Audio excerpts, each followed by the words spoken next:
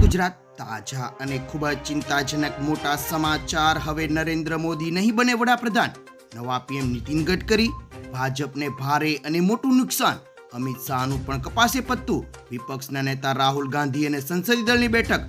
નવા જૂનીના એંધાણને લઈને મોટા સમાચાર જાણતા પહેલા તમે જો ચેનલમાં નવા હો તો ખાસ મિત્રો આપણી ચેનલને ફટાફટ સબસ્ક્રાઇબ કરી લેજો, કારણ કે રોજના તાજા અને ઉપયોગી સમાચાર આખો દિવસના સવાર બપોર સાંજ નિયમિત અમે તમને આપતા રહેશું। વિડીયો પસંદ આવે તો લાઈક કરી દેજો અને વધુને વધુ આપના મિત્રોને ઝડપથી મોકલી આપજો। આજે યોજાશે સંસદીય દળની બેઠક। શુક્રવારે બીજેપીની આગેવાની હેઠળના નેશનલ ડેમોક્રેટિક અલાયન્સ એટલે કે એનડીએના સંસદીય દળની બેઠક યોજાશે। આ બેઠક સંસદના સેન્ટ્રલ હોલમાં સવારે 11 કલાકે યોજાશે। આ દરમિયાન નરેન્દ્ર મોદીને સંસદીય દળના નેતા તરીકે પસંદ કરવામાં આવશે। અહીં ભાજપ અધ્યક્ષ જેપી નડ્ડાના ઘરે શપથ ગ્રહણ અને સરકારની રચનાની રણનીતિને લઈને મોટી બેઠક ચાલી હતી, જેમાં ભાજપના વરિષ્ઠ નેતાઓ પણ હાજર રહ્યા હતા। ભાજપની બેઠક બાદ 8 જૂને કોંગ્રેસ વર્કિંગ કમિટીની મળશે બેઠક। લોકસભાની ચૂંટણી બાદ ઇન્ડિયા એરલાઇન્સમાં બેઠકોનો દોર ચાલી રહ્યો છે। આ ક્રમમાં કોંગ્રેસે પણ હવે 8 જૂને કોંગ્રેસ વર્કિંગ કમિટી એટલે કે CWCની બેઠક બોલાવી છે। કોંગ્રેસના રાષ્ટ્રીય અધ્યક્ષ મલ્લિકાર્જુન ખડગેએ 8 જૂને સવારે 11 વાગે કોંગ્રેસ મુખ્યાલયમાં બેઠક બોલાવી છે। CWCના તમામ નેતાઓ બેઠકમાં હાજરી આપશે। ઉલ્લેખનીય છે મિત્રો કે આ વખતે પાર્ટીએ ચૂંટણીમાં 99 સીટો જીતી છે। મહત્વના સમાચાર અને ભાજપને ભારે અને મોટું નુકસાન। પુરુષોત્તમ રૂપાલાના નિવેદન બાદ શરૂ થયેલા ક્ષત્રિય આંદોલનની ગુજરાતમાં ભાજપને કોઈ નુકસાન નથી થયું। જે વિસ્તારમાં ક્ષત્રિય આંદોલન પ્રબળ હતું ત્યાં ભાજપ સારી લીડ સાથે જીતી ગયું છે। જોકે ક્ષત્રિયોની નારાજગી ભાજપને રાજસ્થાન અને ઉત્તર પ્રદેશમાં નડી છે। આવું થવા પાછળના અનેક કારણોમાંનું એક કારણ ભાજપ પ્રત્યે ક્ષત્રિયોની નારાજગી પણ છે। યુપી અને રાજસ્થાનમાં ભાજપને ભારે નુકસાન થયું છે।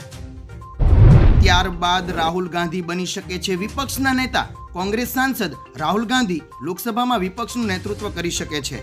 કોંગ્રેસની અંદર રાહુલને વિપક્ષના નેતા બનાવવાની માંગ તેજ બની છે। આવી સ્થિતિમાં કોંગ્રેસ સંસદીય દળની ટૂંક સમયમાં બેઠક યોજાશે અને તે 8 તારીખે યોજાશે। બેઠકમાં રાહુલના નામ પર ચર્ચા થશે। હવે ગુજરાતમાં કરાઈ ધરપકડ। થોડા દિવસ પહેલા NSUIના શહેર પ્રમુખના અપહરણના કેસમાં આરોપીઓ ઝડપાયા હતા। આ કેસમાં મુખ્ય આરોપી તરીકે ગોંડલના ધારાસભ્યનો પુત્ર ગણેશ જાડેજાનું નામ સામે આવતા પોલીસે તેની ધરપકડ કરી છે। જૂનાગઢ ક્રાઇમ બ્રાન્ચે અપહરણકાંડના મુખ્ય આરોપી ગણેશ જાડેજાને ઝડપી પાડ્યો છે। થોડા દિવસ પહેલા ગણેશની ગેંગની સાગરીતો ઝડપાતા હતા। ગણેશ છેલ્લા ઘણા દિવસથી ફરાર હતો, જેને હવે પકડી પાડવામાં આવ્યો છે। એટલું જ નહીં મિત્રો, એક સાથે 20 જેટલા જુનિયર આસિસ્ટન્ટને કરાયા સસ્પેન્ડ। ગુજરાત રાજ્યના જુદા જુદા વિદ્યુત વિભાગ માટે સહાયકની કરવામાં આવેલી ભરતીની પરીક્ષામાં ગેરરીતિ કરવામાં આવેલી પરીક્ષા કૌભાંડનો પર્દાફાશ થયા બાદ MGVCLના 20 જેટલા જુનિયર આસિસ્ટન્ટને સસ્પેન્ડ કરાતા વીજ કંપનીની વિવિધ કંપનીના કર્મચારીમાં ખળભળાટ મચ્યો છે। તમને જણાવી દઈએ મિત્રો કે સુરત ક્રાઇમ બ્રાન્ચે સમગ્ર તપાસ દરમિયાન 5 મહિલા સહિત 11 લોકોની ધરપકડ પણ કરી હતી। હવે ભાજપને નુકસાન અને નવા જૂનીના એંધાણ। લોકસભા ચૂંટણીના પરિણામો બાદ હવે જોડતોડની રાજનીતિ શરૂ થઈ ગઈ છે। તેવામાં હવે એવા સમાચાર મળી રહ્યા છે કે બંગાળમાં મોટી નવા જૂની થવાના એંધાણ છે। સૂત્રોના જણાવ્યા અનુસાર TMCએ દાવો કર્યો છે કે બંગાળમાં ભાજપના ધારાસભ્યો અને સંસદના સભ્યો તેમના સંપર્કમાં છે। કેટલાક મીડિયા રિપોર્ટ્સ પણ આ વાત સામે આવી છે કે બંગાળમાં ભાજપના ઘણા નેતાઓ નારાજ છે કે જ્યાં તેઓ TMCમાં જોડાઈ શકે છે। દેશના ગૃહમંત્રી અમિત શાહનું પણ કપાસે પત્તું। ભાજપે નીતિશ અને ચંદ્રબાબુને મંત્રાલય આપવા પડે તો ગુજરાતના મંત્રીઓની સંખ્યા ઘટશે। ત્યારે હવે સૂત્રો પાસેથી એવી પણ વાત જાણવા મળી છે કે અમિત શાહ ફરી એક વખત સંગઠનની જવાબદારી સોંપવામાં આવી શકે છે। આ ચૂંટણીમાં ભાજપનું પ્રદર્શન ખરાબ થયું છે, એટલે ભાજપ ફરી તેમને ચાણક્યની ભૂમિકા સોંપી શકે છે। આ સિવાય ગૃહના બદલે સહકાર અથવા સંરક્ષણ મંત્રાલય આપવામાં આવે તેવી સંભાવના સૂત્રોએ વ્યક્ત કરી છે। સૌથી મોટા સમાચાર, એનડીએની સરકાર બની તો મોદી નહીં બને પીએમ। પૂર્ણિમા બેઠક પરથી નવા ચૂંટાયેલા સાંસદ પપ્પુ યાદવે કહ્યું કે નીતિશ કુમાર અને ચંદ્રબાબુ નાયડુએ હંમેશા મહાત્મા ગાંધીની વિચારસરણી પર ચાલે છે। તેઓ સામાજિક ન્યાયની વાત પણ કરે છે।